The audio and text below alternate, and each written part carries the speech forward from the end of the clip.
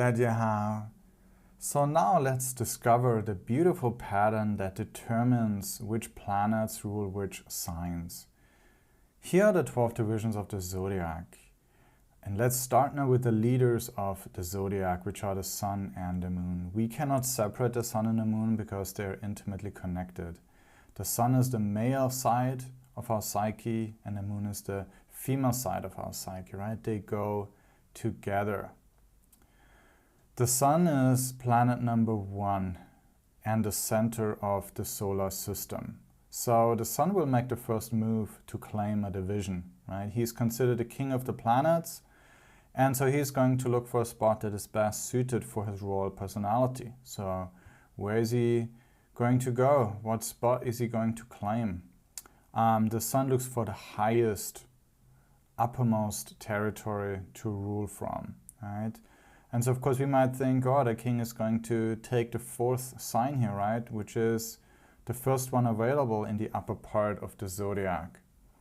But why is he not taking it? Well, the sun is the proverbial gentleman, right? And so he will, of course, let his lady go first and give her, the first and best possible place, right? And then, of course, he will take the place next to her, okay? The sun is the archetype of the king, and so he will let his queen go first. And for that reason, the moon gets the 4th sign, Cancer, and the sun gets the 5th sign, Leo, right? The king is always going to let the queen go first. And we see this also in our life, right? In all our actions, we are motivated by our need to be happy and content, right? Whether we are conscious of it or not.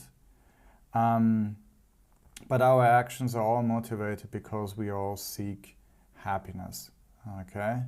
And for that reason, the moon or the queen of the zodiac comes first and gets Cancer. And the sun or the king of the zodiac gets second, which is Leo. And Leo represents our need to express ourselves in the world. So now that the sun and moon have their ideal place where they can rule and perform their responsibilities, the remaining 5 planets, now they want to take control of the remaining divisions of the zodiac and have their place too. But they have to, of course, do that with the blessings of the royalty. So they come to the sun and moon as fast as they can to request ownership of these divisions, okay? Mercury is the fastest planet. And so Mercury arrives first, and the sun and the moon, they grant Mercury the nearest available divisions, which are the 3rd and the 6th divisions. Then Venus arrives, and the sun and moon grant Venus the next nearest available divisions, right, which are the 2nd and 7th.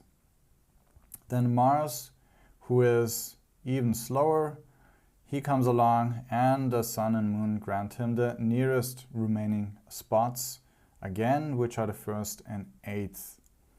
Jupiter, who is even slower, but now he comes, and the sun and moon grant him, again, the nearest spots, which are the 9th and the 12th. And finally, the slowest planet to arrive is Saturn, and he gets what remains, which are the 11th and the 12th divisions.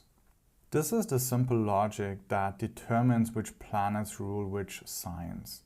And once the planets rule the signs, as we have already described that for the sun and the moon, each one of them takes possession of that sign and cultivates its intrinsic element and modality to suit it. So versatile and playful Mercury cultivates the 3rd and 6th divisions into what we come to know as Gemini and Virgo, or the signs of the couple and the girl. Loving and beautiful Venus cultivates Taurus and Libra, or the signs of the bull and the person with a balance scale. Independent and adventurous Mars cultivates Aries and Scorpio, or the signs of the ram and the scorpion. Wise and expansive Jupiter cultivates Pisces and Sagittarius, or the signs of the fish and the man on a horse with a bow. And then finally, hardworking and down-to-earth Saturn cultivates Aquarius and Capricorn, or the signs of the water bearer, and the crocodile.